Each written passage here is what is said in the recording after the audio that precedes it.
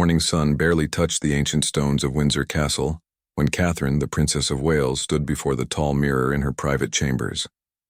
Her hands trembled slightly as she smoothed down the elegant navy dress she had chosen for what would become one of the most significant days in modern British history. Outside, the world continued its usual rhythm, unaware that within hours, everything would change. William entered the room quietly, his presence immediately filling the space with both comfort and shared anxiety. He had barely slept, his mind racing through the carefully prepared words he would soon deliver to a nation that had known him since birth. The weight of the decision they had made together pressed heavily on both their shoulders, yet there was also an unexpected sense of peace. After months of private discussions, tears, and soul-searching conversations that lasted deep into the night, they had finally reached a conclusion that felt right for their family. The couple had spent the previous evening with their 3 children, George, Charlotte, and Louis, explaining in gentle terms what the coming days would bring. George, now old enough to understand the gravity of royal duty, had asked thoughtful questions about what this meant for his future. Charlotte had held her mother's hand tightly, sensing the emotion in the room even if she couldn't fully grasp all the implications. Louis, still young and innocent, had been more concerned about whether they would still be able to visit his favorite park. Catherine remembered the exact moment when she and William had first seriously discussed stepping back from royal duties. It was late autumn, and they had been returning from a grueling overseas tour. Both were exhausted not just physically, but emotionally drained from the constant scrutiny, the endless protocols, and the realization that their children were growing up in a gilded cage that offered little room for normal childhood experiences. William had turned to her in the car and said something that would echo in her mind for months afterward. He told her that he sometimes wondered if duty and happiness could ever truly coexist, or if one always had to be sacrificed for the other. That conversation had opened a door neither of them could close. They began to question everything they had accepted as inevitable. William thought about his mother, Diana, and how the relentless pressure of royal life had contributed to her unhappiness. He remembered being a young boy, watching his mother struggle to balance her authentic self with the expectations of an institution that demanded perfection and silence. He had vowed never to let his own family suffer the same way. Yet here he was, watching his children face some of the same challenges he had endured. Catherine had her own struggles with royal life. She had entered this world as an outsider, a commoner who married into the most famous family on earth. Despite her grace and natural ability to connect with people, she had faced years of intense criticism, body shaming, and invasive coverage of her every move. She had learned to develop a thick skin, to smile through the pain and to never let the public see her cry. But the toll was real, and it was accumulating with each passing year. The decision to step back had not been made lightly or quickly. William and Catherine had consulted with trusted advisors, spoken with other members of the royal family, and considered every possible consequence of their choice. They knew this would send shockwaves through the nation and beyond. The British monarchy had stood for over 1,000 years, surviving wars, scandals, and social revolutions. For the future king to voluntarily choose a different path was unprecedented in modern times. King Charles had been the most difficult person to tell. William had requested a private meeting with his father at Clarence House, and the conversation had been painful for both men. Charles had worked his entire life waiting to become king, and he had assumed that William would follow the same path of patient duty. To hear his son express doubts about continuing in the traditional royal role was like hearing that everything Charles believed in was being questioned. The king had initially reacted with anger, then hurt, and finally reluctant understanding. He was a father before he was a monarch, and he could see the exhaustion in his son's eyes. The queen consort, Camilla, had been surprisingly supportive. She understood better than most the suffocating nature of royal expectations and the personal cost of living under constant public observation. She had quietly encouraged Charles to listen to William with an open heart, rather than responding only as a king defending his institution. Her gentle influence had helped Charles eventually come to accept, if not fully support, William and Catherine's decision. The media had already begun sensing that something unusual was happening. Royal correspondents had noticed subtle changes in the couple's schedule, unexplained cancellations, and private meetings that were not officially recorded. Speculation had been building for weeks, with tabloids publishing wild theories ranging from marriage problems to serious health issues. The truth was far more complex and profound than any of the gossip columns had imagined. As the morning progressed, final preparations were being made for the announcement. A statement had been carefully crafted, reviewed by legal advisors, and approved by the king himself. Television networks had been alerted that a significant announcement would be made, though they had not been told the specific content. The BBC had cleared its schedule, sensing that this was no ordinary royal news. Catherine looked at William as he adjusted his tie one final time. They had been through so much together since their university days at St. Andrews. She had watched him grow from a young man still healing from his mother's death into a devoted father and thoughtful future leader. She had stood beside him through triumphs and scandals, always projecting the image of perfect unity. But today, they would show the world something different. They would show vulnerability, honesty, and the courage to choose an unconventional path. The clock on the mantelpiece chimed 11 times. It was almost time. William took Catherine's hand, and together they walked down the long corridor toward the room where cameras and history were waiting. Their footsteps echoed on the polished floors, each step taking them closer to a moment that would define their lives and potentially change the monarchy forever. Outside the palace gates, crowds had begun to gather, sensing that something important was about to happen. People held their phones ready to capture whatever announcement was coming. Some were excited, others anxious, but everyone shared the same feeling that they were about to witness a moment they would tell their grandchildren about. The nation held its breath, unaware that the couple they had watched fall in love, marry in a fairy tale ceremony, and raise 3 beautiful children were about to say goodbye in a way that would break millions of hearts, while also inspiring countless others to choose authenticity over expectation. The announcement room at Buckingham Palace felt colder than usual, despite the warm lighting that had been carefully arranged for the cameras. William and Catherine entered together, their hands briefly touching before they took their positions behind the podium bearing the royal crest. Behind them hung portraits of past monarchs, silent witnesses to this unprecedented moment. The room was filled with journalists, each one understanding they were about to report on something that would dominate headlines for months to come. William cleared his throat and began to speak. His voice was steady, but those who knew him well could detect the emotion he was working hard to control. He spoke of duty, a word that had defined his entire existence since birth. He explained how he had always understood that his life would be one of service to the nation, and how he had never taken that responsibility lightly. But then his tone shifted, becoming more personal, more vulnerable than the public had ever heard from him before. He talked about being a father and watching his children grow up in an environment that was both privileged and restrictive. He shared how George had recently asked him why they couldn't just go to the cinema like a normal family, without security teams and photographers documenting their every move. The question had seemed simple, but it had struck William deeply. He realized that his son was already beginning to understand the price of their position, and that understanding brought not excitement but sadness. Catherine then spoke, her voice clear and compassionate. She thanked the British people for their support over the years, for welcoming her into the royal family despite her ordinary background. She spoke honestly about the challenges of living under constant scrutiny, of having every outfit analyzed, every parenting decision criticized, every private moment turned into public property. She explained that while she was grateful for the platform that allowed her to advocate for causes she believed in, particularly early childhood development and mental health, she had come to realize that there were other ways to make a difference that didn't require sacrificing her family's well-being. The couple then revealed their decision. They would be stepping back from their roles as senior working royals.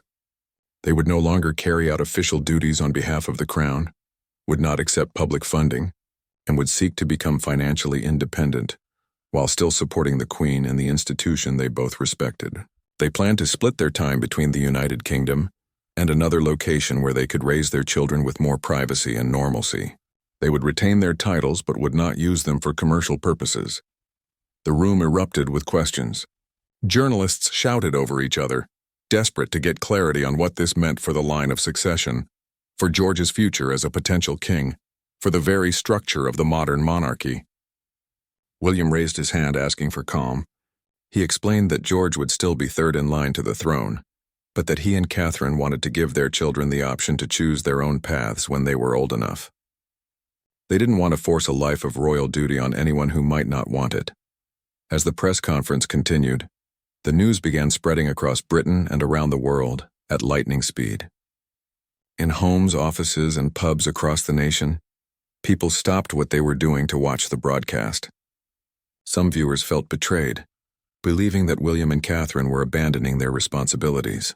Others felt sympathy and admiration for a couple brave enough to prioritize their family's happiness over tradition and expectation.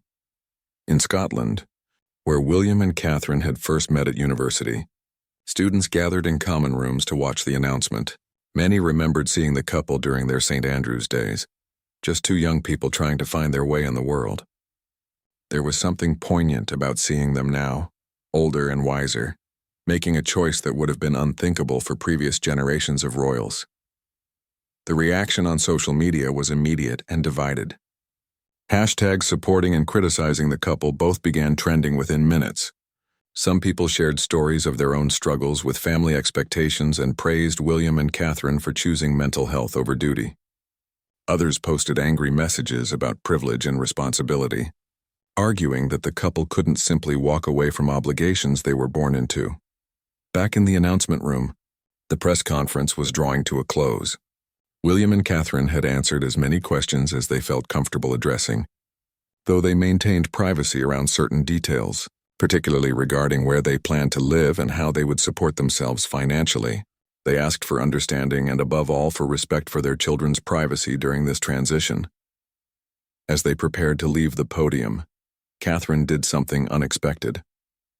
She stepped forward and spoke directly to the camera, addressing the British people one more time. She said that leaving was the hardest decision they had ever made, but staying would have been harder. She explained that they had seen too many examples of people who sacrificed everything for duty, only to lose themselves in the process. She didn't want her children to grow up watching their parents become hollow versions of themselves, smiling for cameras while dying inside. William added that they loved Britain and would always consider it home. This wasn't about rejecting their heritage or their country. It was about redefining what service could look like and proving that it was possible to contribute to society without being consumed by institutional demands. He hoped that in time people would understand and perhaps even respect their decision. The couple left the room together, walking past the portraits of William's ancestors. Those painted faces seemed to watch them with expressions that could have been disapproval or could have been understanding.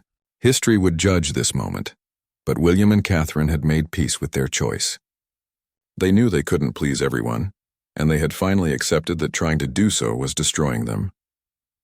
Outside the palace, the crowd had grown significantly. Some people were crying, holding signs expressing love and support for the couple. Others looked angry, feeling as though they had been let down by two people they had invested so much emotional energy in over the years. Police maintained order, but the atmosphere was charged with emotion from every direction. Television commentators struggled to find the right words to describe what had just happened. Royal experts who had spent decades analyzing the monarchy found themselves in uncharted territory. Constitutional scholars debated the implications for the line of succession and the future stability of the institution. Everyone had an opinion, and everyone wanted to share it. In living rooms across Britain, families gathered to discuss what this meant. Older generations tended to view the decision as a dereliction of duty, a failure to uphold the values that had sustained the nation through difficult times. Younger people were more likely to see it as a courageous stand for mental health and personal authenticity. The generational divide in reactions reflected larger cultural shifts happening across society. As evening fell over London, William and Catherine returned to their children. They had done it. They had spoken their truth and taken control of their narrative. The hard part was just beginning, but at least now they were moving forward on their own terms. George hugged his father tightly and asked if everything would be okay. William held his son close and promised that yes, everything would be okay, because they would face whatever came next as a family united by love rather than obligation. The days following the announcement felt like living in the eye of a storm. William and Catherine had expected strong reactions, but nothing could have fully prepared them for the intensity of public response that followed. Every newspaper in Britain ran the story on their front page, many with dramatic headlines questioning everything from the couple's sanity to the future of the monarchy itself. Television programs canceled their regular schedules to host emergency panel discussions featuring everyone from royal historians to psychologists analyzing the decision. The couple had temporarily relocated to Anmer Hall, their country home in Norfolk, seeking some distance from the chaos in London. The children were being kept inside, away from the photographers who had set up camp near the property boundaries. Catherine spent her mornings reading to Charlotte and Louis, trying to maintain some sense of normalcy, while the world outside seemed to be losing its collective mind. William worked with his legal team, reviewing contracts and agreements that would need to be renegotiated now that they were stepping away from official duties. The first major interview request came from the BBC. After careful consideration and consultation with their advisors, William and Catherine agreed to sit down for an extended conversation that would allow them to explain their decision in their own words, without the time constraints of a press conference. The interview was scheduled to take place at Anmer Hall, in a comfortable setting that felt more like a conversation between friends than a formal media event. On the evening of the interview, millions of people tuned in to watch. The interviewer, a respected journalist known for both thoroughness and fairness, began with gentle questions about how the family was coping with the attention.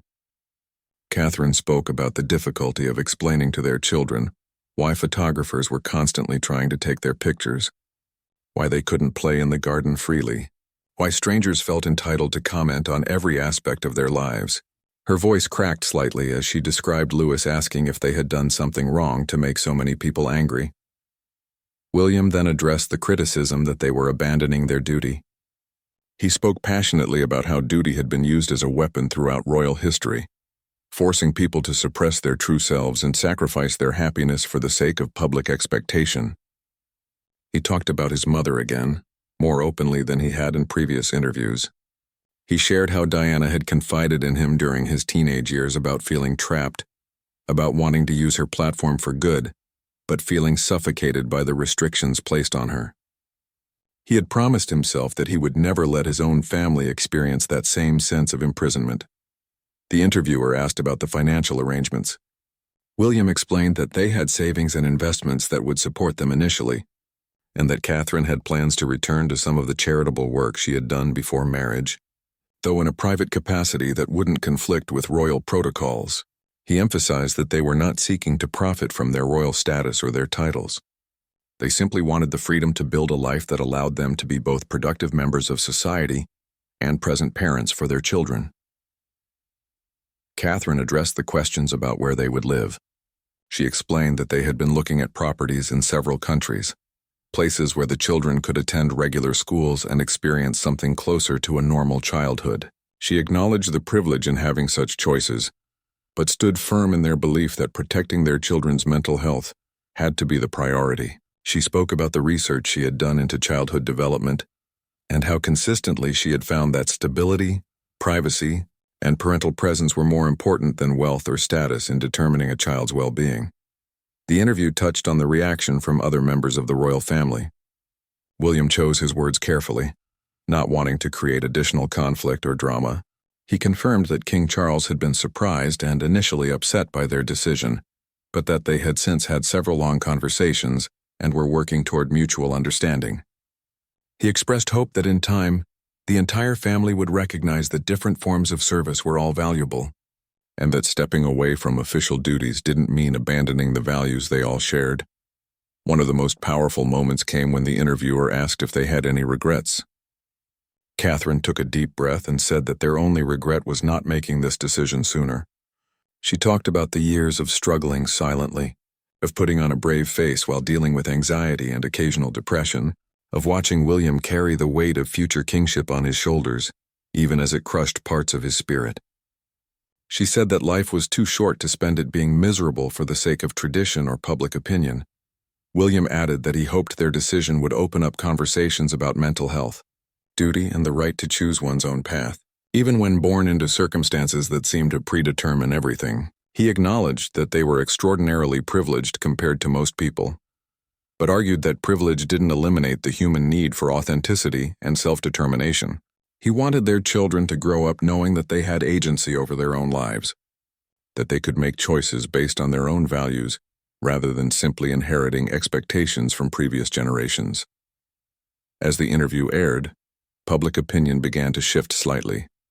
Many people who had initially been angry or confused found themselves sympathizing with the couple after hearing them speak so honestly about their struggles.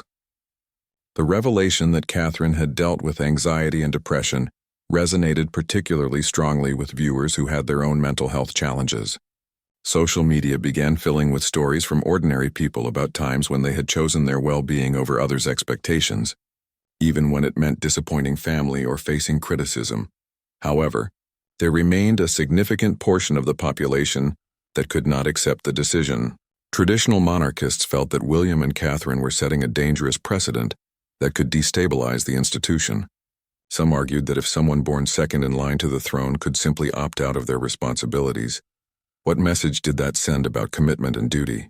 Opinion pieces appeared in conservative newspapers, warning that this could be the beginning of the end for the British monarchy. The day after the interview, William and Catherine received an unexpected visitor. Prince Harry and Meghan drove up to Anmer Hall unannounced, having watched the broadcast from their home in California. The reunion was emotional, filled with tears and embraces. Harry told his brother that he understood better than anyone what William and Catherine were going through, having made a similar decision years earlier. Though their relationships had been strained for various reasons, this shared experience of choosing personal well-being over royal obligation created a new bond between them. The four adults sat together for hours, sharing stories about their struggles with royal life and the relief that came with stepping away from it. Meghan spoke about the racism and cruelty she had faced from both media and institution, and how leaving Britain had quite literally saved her life. Catherine expressed regret that she hadn't been more supportive during that difficult time, admitting that she had been so focused on her own struggles that she hadn't fully understood what Meghan was going through. The conversation was healing for everyone involved, a reminder that beneath the public personas and family tensions were real people trying to navigate impossible situations. As night fell over Norfolk, the two couples made tentative plans to support each other through the transitions ahead. Harry offered practical advice about dealing with security concerns, media intrusion, and the grief that comes with leaving behind a life that, despite its difficulties, had been familiar and in many ways comfortable. William expressed gratitude for his brother's understanding and apologized for not reaching out sooner, for letting pride and stubbornness prevent him from seeking help from someone who had walked this path before. When Harry and Meghan finally left, driving back toward London in the darkness, William and Catherine stood together watching their taillights disappear. Catherine leaned her head on William's shoulder and said that despite everything, despite the criticism and uncertainty, she felt lighter than she had in years. William kissed the top of her head and agreed. They had chosen the harder path in many ways, but it was their path, chosen freely rather than inherited by accident of birth. 3 weeks after the announcement, the reality of their decision began to settle in with all its complexity. William and Catherine were working through the legal and logistical challenges of extracting themselves from the intricate web of royal obligations, contracts, and expectations that had governed their lives for so long. Every charity patronage had to be carefully transitioned, every official engagement canceled, every public commitment reconsidered. The process was exhausting and often emotionally draining, but they approached it with determination and as much grace as possible. The most difficult conversation came with the various charities and organizations they had worked with over the years. Catherine had been particularly devoted to her work around early childhood development, and the thought of stepping away from causes she genuinely cared about was painful. She arranged personal meetings with the leaders of her key charities, explaining that while she could no longer serve as a royal patron, she remained committed to the issues and would continue supporting them in whatever ways were possible, given her new circumstances. One meeting stood out particularly. The director of a children's mental health charity that Catherine had championed for years listened to her explanation with tears in her eyes. Rather than expressing disappointment or anger, The woman took Catherine's hand and thanked her for everything she had done, then said something unexpected. She told Catherine that by choosing her own mental health and her family's well-being over public expectation, she was sending the most powerful message possible about the importance of those very issues. Sometimes, the woman said, the most impactful advocacy comes from living according to your values, even when it's difficult. William faced his own emotional challenges, particularly around his military connections. He had served in the armed forces and maintained close relationships with various regiments and military organizations. The idea of stepping away from those ceremonial roles felt like abandoning brothers and sisters in arms. When he met with military leaders to explain his decision, he was surprised by the understanding he received. Many of the officers he had served with told him they respected him more for making a hard choice in the interest of his family. Several shared their own struggles with balancing military duty and family life, acknowledging that the pressure William faced was unique, but the underlying conflict was universal. During this transition period, George began acting out at home. The normally well-behaved boy became sullen and irritable, snapping at his siblings and refusing to participate in family activities. One evening, William found his son sitting alone in his room staring out the window at the security guards patrolling the grounds. When William asked what was wrong, George initially refused to answer. Only after William sat quietly beside him for several minutes did the boy finally speak. George said he was confused. All his life he had been told he was special, that he would one day be king, that he had important responsibilities. Now his parents were saying that those things maybe didn't matter as much as being happy. He didn't know what to believe anymore. He worried that his friends at school would think he was a quitter, or that he wasn't brave enough to handle being royal. William felt his heart break a little, realizing that in trying to protect his children from one kind of pressure, he might have inadvertently created another. William spent that evening talking honestly with George about the complexities of duty, choice, and identity. He explained that being special wasn't about titles or positions, but about character and how you treated other people. He told his son that the greatest courage wasn't in accepting a path laid out for you, but in having the strength to forge your own way when that path didn't fit who you truly were. He assured George that they weren't running away from anything, but rather running toward a life where they could be more authentic, more present, and ultimately more useful to the world around them. Catherine, meanwhile, was dealing with the betrayal she felt from certain members of the extended royal family who had leaked private conversations to the press. Newspapers began publishing anonymous quotes from palace insiders criticizing William and Catherine's decision, questioning their commitment, and suggesting their marriage was troubled. The lies and half-truths being spread by people she had considered family cut deep. She felt foolish for not anticipating this kind of backstabbing, but also angry that even in their departure, they couldn't be allowed to leave with dignity. The couple decided to take the children on a brief holiday, escaping to a private villa in a country where they could enjoy relative anonymity.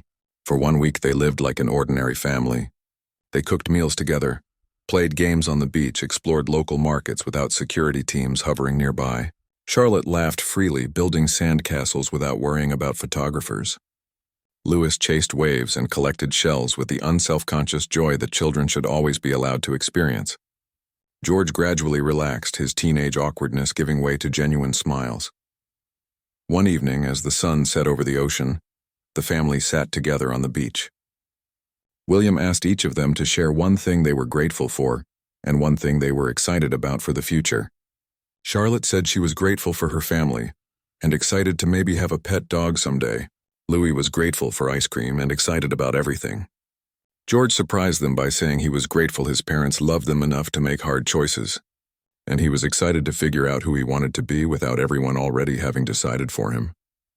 Catherine cried quietly, overwhelmed by the love she felt for these 3 small humans and the man beside her. This moment, simple and private and real, was worth everything they were giving up. No amount of prestige or public admiration could compete with the genuine connection they were building as a family freed from constant performance and scrutiny. William reached over and took her hand, understanding without words what she was feeling. The peace of the holiday was interrupted by news from home. King Charles had suffered a minor health scare, nothing serious but enough to spark media speculation about succession and the implications of William's decision to step back. The couple cut their vacation short and returned to Britain immediately.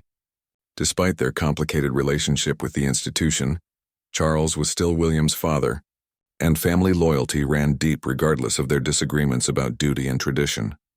At the hospital, William found his father looking tired but stable. Charles reached for his son's hand and held it tightly. He told William that he had spent the past few weeks thinking about their last conversation, about all the things William had said about duty and happiness. He admitted that maybe he had been too rigid in his thinking, too quick to judge choices that differed from the path he had chosen. He said he was trying to understand, even if understanding didn't come naturally to a man who had spent 7 decades preparing for a role he couldn't refuse. William thanked his father for trying, acknowledging that he knew how difficult this was for a man of Charles's generation and position. He assured Charles that stepping back from official duties didn't mean he loved his father any less, or that he didn't appreciate the sacrifices previous generations had made. He simply couldn't make those same sacrifices for his own children, not when he had seen firsthand the damage they could cause. Charles nodded slowly, and though he didn't say he agreed, his expression suggested he was beginning to accept that different times called for different approaches. As William left the hospital, he was met by a crowd of supporters who had gathered to send their well wishes to the king. Several people called out to William, expressing support for his decision and admiration for his courage. One elderly woman pushed through the crowd and grabbed his hand. She told him that her husband had died young from a stress-related heart attack, having spent his whole life doing what others expected rather than what made him happy. She said she wished he had been brave enough to make the choices William was making. Her words stayed with him, a reminder that their decision was about more than just their own family. It was about giving permission to others to choose authenticity over expectation, well-being over obligation. The drive back to Norfolk was quiet, both William and Catherine lost in their own thoughts. They had crossed a point of no return and the future remained uncertain, but they were facing it together, as partners committed not just to each other but to building a life that honored their values, rather than simply fulfilling inherited roles. The hardest parts were still ahead, but they were ready. The final official appearance as working royals was scheduled for a cold December morning at a children's hospital in London. William and Catherine had specifically requested this engagement, wanting their last official duty to be something meaningful rather than ceremonial. They arrived separately from the official royal convoy, choosing to drive themselves in a regular vehicle with minimal security. Even this small gesture of independence felt revolutionary, after years of elaborate motorcades and protocol-driven arrivals. Inside the hospital, children who were spending the holidays away from home due to illness had gathered in the common room. The atmosphere was intentionally kept casual, with William sitting on the floor to be at eye level with the younger children, while Catherine helped a group of teenagers decorate cookies.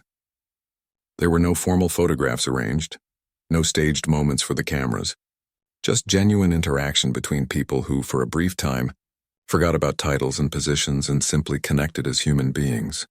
One young girl, perhaps 8 years old, asked Catherine if she was scared about not being a princess anymore. The question caught Catherine off guard with its directness and innocence. She thought for a moment before answering honestly that she would always be a princess in the technical sense, but what she was really looking forward to was being just a mom more often, without having to share every moment with the world. The girl nodded seriously and said her own mom had to work a lot and she wished she could be home more too. In that moment, Catherine realized how universal the struggle to balance responsibility and family truly was. Regardless of whether that responsibility came from royal duty or economic necessity, William spent time with a teenage boy who was undergoing treatment for cancer. The young man told William that he had lost all his hair from chemotherapy and felt like he had lost part of his identity with it. William listened without offering empty platitudes, then shared his own experiences of struggling with identity, of feeling like the person the world expected him to be was constantly at war with the person he actually was inside. He told the boy that sometimes losing what you thought defined you was actually an opportunity to discover who you were underneath all the external labels and expectations. As they prepared to leave the hospital, the staff gathered to thank them for their years of support. The hospital director gave a short speech acknowledging that while this might be their last official visit, The impact of their advocacy for children's health would continue long after they stepped away from royal duties. Catherine struggled to maintain her composure, moved by the recognition that her work had mattered, that it hadn't just been empty ceremony and photo opportunities. In the car heading back to Norfolk, both William and Catherine were unusually quiet. The finality of what they had just done was sinking in. This was truly the end of one chapter and the uncertain beginning of another. Catherine broke the silence by saying she felt like she was mourning something she had never fully loved, which seemed contradictory but somehow made perfect sense. William understood immediately. They were grieving not the loss of royal duty itself, but the loss of the purpose and structure it had provided, even when that structure had felt like a cage. Christmas approached, bringing with it the annual question of where the family would celebrate. Traditionally, they would have joined the rest of the royal family at Sandringham, but this year felt different. After much discussion, they decided to spend Christmas at Anmer Hall with just their immediate family, a decision that sparked another wave of tabloid criticism about them isolating themselves and rejecting family traditions. What the critics didn't know was that Catherine's parents had been invited to join them, and that William had arranged for a video call with Charles on Christmas morning. They were redefining tradition rather than rejecting it entirely. Christmas morning was magical in its simplicity. The children opened presents without an audience of staff members maintaining formal protocol. They made a mess with wrapping paper and played with their toys immediately, rather than having to pose for official photographs first. Catherine's parents arrived for lunch, and the meal was chaotic and loud and absolutely perfect. For the first time in years, William felt like he could actually taste the food he was eating, rather than just going through the mechanical motions of a formal dinner. George asked if they could take a walk after lunch, and the family bundled up against the cold and headed out into the countryside surrounding their home. The security team maintained a respectful distance, allowing them the illusion of privacy. They walked through fields where the winter grass crunched under their feet, and Louis threw snowballs that barely held together in the weak winter sun. Charlotte practiced cartwheels despite wearing a thick coat, and George took photos on a camera William had given him, capturing moments from his perspective. As they walked, William and Catherine talked about their plans for the new year. They had finalized the purchase of a property abroad, a place where the children could attend regular schools and the family could rebuild their lives with more privacy.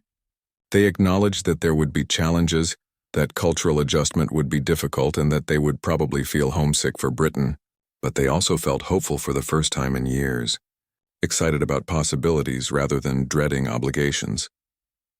The announcement of their move abroad came in early January, sparking yet another media frenzy. This time, however, William and Catherine were more prepared for the reaction. They had learned to tune out the noise and focus on what mattered to them. They released a simple statement thanking the British people for their support and making it clear that while they were moving, they would always maintain their connection to the country that had been their home. The weeks leading up to the move were filled with bittersweet moments. Catherine took the children on farewell visits to their favorite places around London and Norfolk. They went to the park where Louis had taken his first steps, the museum where Charlotte had developed her love of art, and the quiet beach where George had learned to skip stones across the water. Each location held memories that Catherine wanted to honor before creating new ones elsewhere. William handled the final administrative tasks, signing documents that officially released him from various royal obligations while ensuring that George's place in the line of succession remained secure should he ever choose to accept that responsibility when he was older. The lawyers were careful to structure everything so that options remained open for the children, recognizing that what William and Catherine needed now might not be what their children would choose for themselves in 20 or 30 years. One afternoon, Princess Anne paid them an unexpected visit. William's aunt had always been known for her no-nonsense approach to royal duty, and he had assumed she would be among the harshest critics of their decision. Instead, she surprised him by expressing a kind of grudging respect. She told William that she had spent her entire life doing her duty without complaint, and she didn't regret it. But she also didn't judge those who made different choices. She said the monarchy would survive this change, just as it had survived everything else, and that perhaps it needed to be shaken up a bit to remain relevant in the modern world. Anne spent an hour with the children, telling them stories about William when he was young, mischievous tales that made them laugh and see their father as a real person, rather than just a parent. Before leaving, she hugged Catherine tightly and whispered that she was stronger than people gave her credit for, and that strength took many forms, including the courage to walk away when staying would destroy you. Catherine had never felt particularly close to Anne, but in that moment, she felt a deep connection to this woman who had spent decades navigating the impossible expectations of royal life with quiet dignity. The night before their departure, William couldn't sleep. He walked through the rooms of Anmer Hall, running his hands along walls that held so many memories. This house had been a refuge during their years of royal service, the one place where they could pretend to be normal. Now they were leaving even this sanctuary behind, venturing into completely unknown territory. Part of him wondered if they were making a terrible mistake, if they would regret this decision for the rest of their lives. Catherine found him standing in the doorway of what had been the nursery when George was born. She stood beside him silently, understanding that sometimes the biggest moments didn't need words. Finally, William turned to her and admitted his fears. He worried they were being selfish, that they were letting down not just the institution but the entire nation. What if they were wrong? What if this grand experiment in choosing happiness over duty ended in disaster? Catherine took his face in her hands and reminded him why they had made this decision in the first place. She asked him to remember George's question about why they couldn't just go to the cinema like a normal family. She reminded him of the panic attacks she had suffered in silence, of the nights he had woken up in cold sweats dreaming about the weight of a crown he hadn't yet inherited. She told him that staying would have been the disaster, that they were already dying slowly under the pressure, and that choosing to live fully was never a mistake, even when it was difficult. The morning of their departure arrived with gray skies and light rain, appropriately melancholic weather for such a significant moment. The family loaded into a regular car with just 2 security vehicles accompanying them to the airport. A small group of supporters had gathered at the gates of Anmer Hall, holding signs thanking them for their service and wishing them well. William stopped the car briefly so they could roll down the windows and wave, overwhelmed by the kindness of strangers who understood what they were trying to do. At the private terminal of the airport, a few photographers had gathered, but the family was able to board their plane without the usual circus of media attention. As the plane lifted off, William held Catherine's hand tightly and looked out the window as Britain grew smaller beneath them. He thought about his mother, wondering if she was somehow watching, if she approved of the choice he had made to protect his family in a way she had never been able to protect herself. George sat across from them, looking out his own window with an expression that was hard to read. William asked his son what he was thinking. George said he was thinking about how strange it was that you could spend your whole life in a place and then just leave. That geography wasn't as permanent as it seemed. William was struck by the wisdom in his son's observation, by how much the boy had matured through this entire process. He realized that in trying to give his children a normal childhood, he had also given them something perhaps more valuable, the understanding that they had agency over their own lives, that they could make choices that went against expectations and survive the consequences. As the plane crossed over the English Channel, Catherine allowed herself to cry quietly. These weren't entirely tears of sadness or entirely tears of relief. They were the complex tears that come when you close a door you never quite fit through anyway, when you walk away from something important to pursue something essential. William put his arm around her and she leaned into him, grateful that whatever challenges lay ahead, they would face them together, as partners who had chosen each other over and over again, even when choosing each other meant disappointing everyone else. 6 months had passed since the family's departure from Britain, and life had settled into a rhythm that felt almost unrecognizable compared to their previous existence. The children had enrolled in a local international school, where they were known simply as George, Charlotte, and Louis Cambridge, with no special treatment or accommodation beyond what any other diplomatic or expatriate family might receive. The adjustment had been challenging at first, with Charlotte particularly struggling to make friends without the automatic social currency that came from being a princess. William had discovered an unexpected passion for teaching. He had begun volunteering at a local organization that provided educational programs for underprivileged youth, sharing his knowledge of history and conservation. The work was unpaid and often unglamorous, involving far more administrative tasks than he had anticipated, but it felt meaningful in a way that ribbon-cutting ceremonies never had. He was making a difference through direct action rather than symbolic presence, and the satisfaction that came from that was profound. Catherine had returned to her early childhood development work, partnering with several international organizations from a private capacity. She wrote papers, participated in conferences, and consulted on programs, all without the media circus that had accompanied her every move when she was a working royal. The ability to be judged purely on the merit of her ideas rather than her appearance or her title was liberating. She had also started taking photography classes, rediscovering a creative passion she had set aside years ago when every moment of her time had been scheduled by others. The family lived in a comfortable but not ostentatious house with a garden where Louis could play, without security concerns dominating every outdoor activity. They had dinner together most evenings, actually talking about their days rather than maintaining formal protocols. George had joined the school soccer team and was thriving in the ordinariness of being just another player, rather than the future king who everyone handled with special care. He had even experienced his first romantic disappointment when a girl he liked chose someone else, and William had been there to offer father-son advice about heartbreak and resilience. The relationship with the royal family remained complicated. King Charles called regularly, and the conversations had become warmer over time, though there remained an underlying sadness in his voice that suggested he still didn't fully understand his son's choice. William's brother Harry and his wife Meghan had visited twice, and the bond between the two couples had strengthened considerably. They shared the unique experience of having walked away from royal life, understanding nuances that no one else could fully grasp. Back in Britain, the monarchy had continued without them, adapting to their absence with the resilience of an institution that had survived far greater challenges. The media had eventually moved on to other stories, though occasional articles still appeared speculating about whether William and Catherine regretted their decision or whether they would ever return to royal duties. The answer to both questions was no, though William suspected that no matter how many times they said this, people would continue to hope for or predict a dramatic return. One evening, as Catherine was preparing dinner while William helped Louis with homework, and the two older children argued about something trivial in the next room, she had a moment of overwhelming clarity.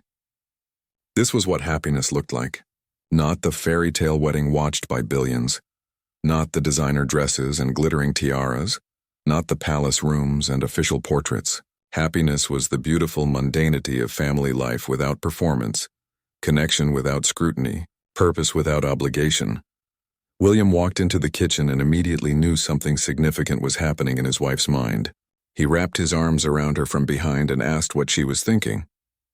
Catherine leaned back into his embrace and said she was thinking about how far they had come, how different their lives looked compared to 6 months ago, and how she wouldn't change anything even if she could.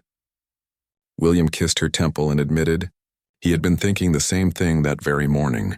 During his commute to the youth center, the couple had recently received an invitation that had sparked long discussions between them. A major British charity working on mental health issues had asked if they would consider being keynote speakers at their annual conference in London. The invitation specifically emphasized that they wouldn't be asked to represent the royal family in any way, but rather to share their personal journey of prioritizing mental health and well-being over external expectations. The appearance would be private, not official, and they would attend as private citizens rather than as royals. After much consideration, they had decided to accept the invitation. It would be their first time back in Britain since leaving, and they were both anxious about how they would be received. Would people see them as traitors who had abandoned their country? Or would they see them as ordinary people who had made an extraordinary choice in service of their family's well-being? The uncertainty was uncomfortable, but they felt the cause was important enough to warrant taking the risk. The night before their flight back to London, the family had dinner together and talked about the trip. The children would be staying behind with Catherine's parents, who had flown out to care for them during the brief visit. George asked if they were nervous about going back. William answered honestly that yes, he was nervous, but that sometimes the most important things required you to be brave, even when you were scared. Charlotte asked if they missed being royal. Catherine thought carefully before answering that she missed some aspects of their old life, particularly certain people and places, but that she didn't miss the constant pressure and the feeling of being trapped. The flight to London felt surreal, like traveling backward through time to a version of themselves that no longer quite existed. They landed at Heathrow and were struck by how strange it felt to go through immigration and customs like regular travelers. No one rushed them through special procedures or bowed as they passed. A few people recognized them and stared, some taking surreptitious photos on their phones. But most passengers simply went about their business, treating them like any other couple traveling together. They had arranged to stay with Catherine's parents in Bucklebury, rather than at any royal residence. Another small declaration of independence. The countryside looked exactly as it always had, and being back in the landscape of Catherine's childhood provided a sense of grounding that she hadn't realized she needed. Her mother hugged her tightly at the door and immediately started fussing over whether they had eaten enough on the plane, and if they needed anything. The mental health conference was being held at a modern venue in central London. As William and Catherine arrived, they were surprised by the warm applause that greeted them.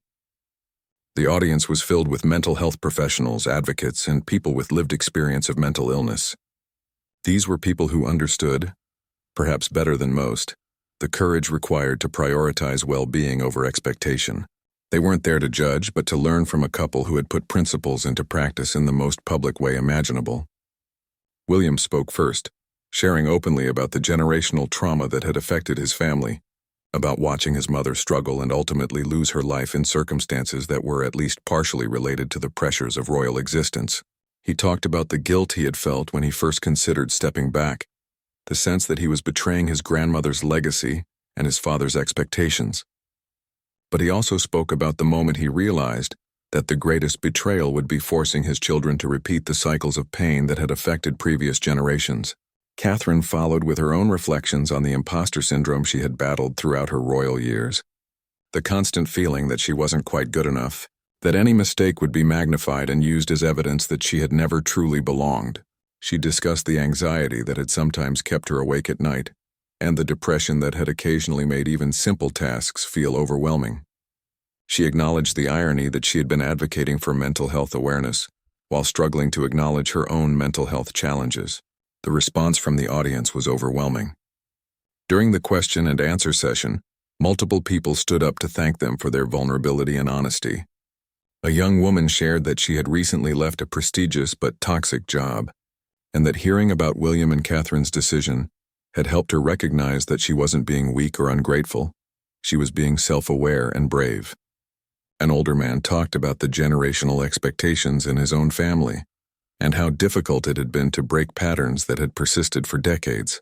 After the event, several people approached William and Catherine privately to share their stories. A mental health counselor thanked them for normalizing the idea that external success didn't equal internal well-being. A mother said she had shown her teenage daughter articles about their decision to help her understand that she didn't have to be perfect or meet everyone's expectations to be valuable. A former military officer told William that seeing him prioritize his family had helped him feel less guilty about his own decision to leave service for similar reasons. As they left the venue, William and Catherine walked through the London streets they had known so well. The city felt familiar yet foreign, like visiting a place you once lived but no longer quite belonged to. They stopped for coffee at a small cafe, attracting some curious glances but generally being left alone to enjoy their drinks in peace. Catherine remarked that this was something they could never have done during their working royal years. This simple act of sitting in a public cafe without an elaborate security operation. That evening they had dinner with Harry and Meghan at a private restaurant. The four of them talked late into the night, comparing experiences and offering each other the kind of support that only people who had walked similar paths could provide. Harry joked that they should form a support group for former working royals, though they all knew there weren't many potential members.